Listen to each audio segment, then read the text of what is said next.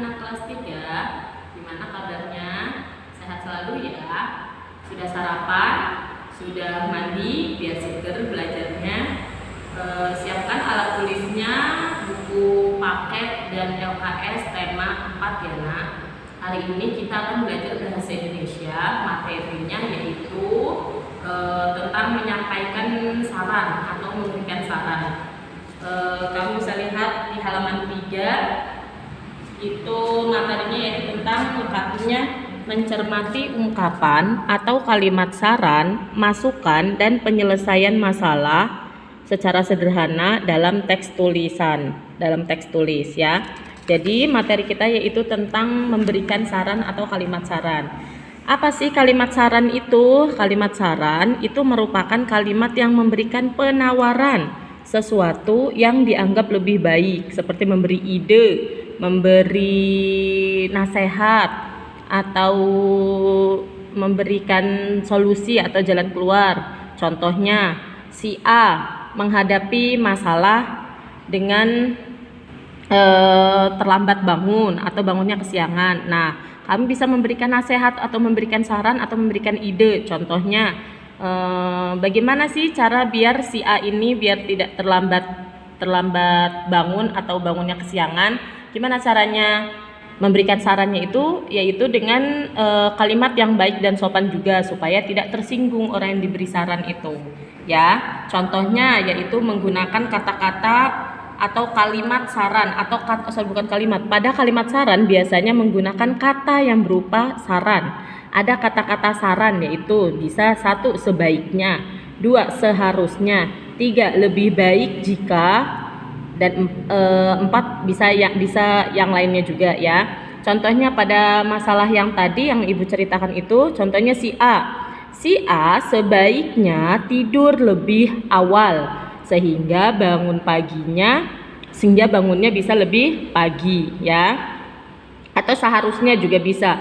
Seharusnya si A bisa tidur lebih awal supaya bangunnya tidak kesiangan. Nah, bisa seperti itu ya. Nah, ini biasanya penggunaan kalimat saran itu, Ibu ulangi lagi, harus menggunakan bahasa yang baik dan sopan supaya orang yang diberikan saran atau orang yang berikan nasihat itu dia tidak tersinggung ya.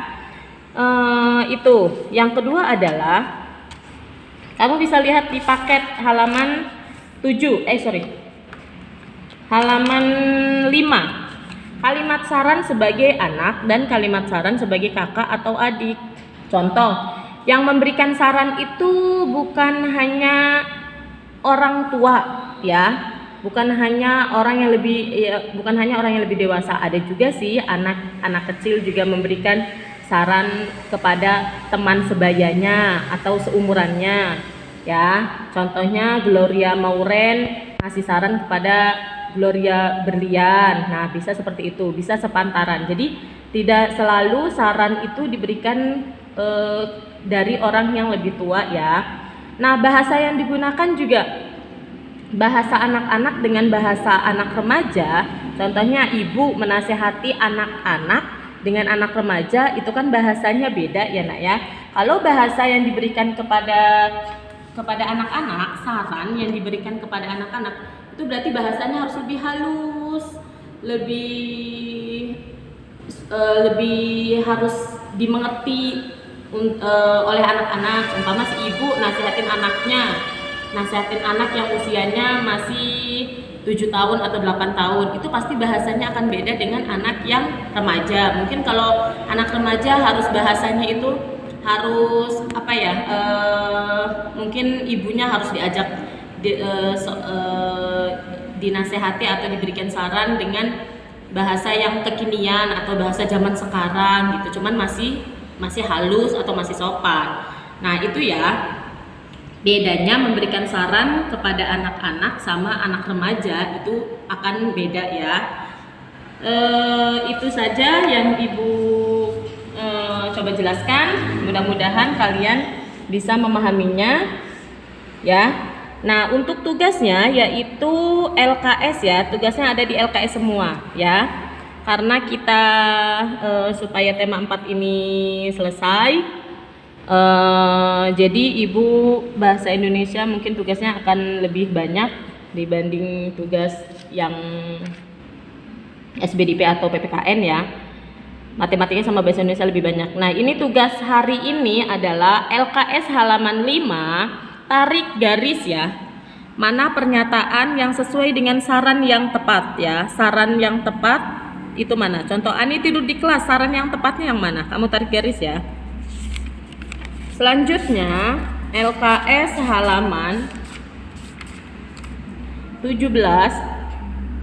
LKS halaman 17 sampai 18 bagian A saja, nomor 1 sampai nomor 15 ya.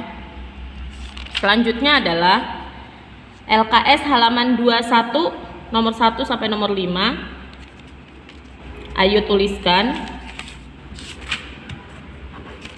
LKS halaman 25. Halaman 25. Yang ini ya, jawab nomor 1 sampai nomor 5. Nah, ini jawaban ini ada di sini, di wacana ini. Kamu baca dulu ya. Oke, tugasnya berarti totalnya ada 4 ya, Nak ya.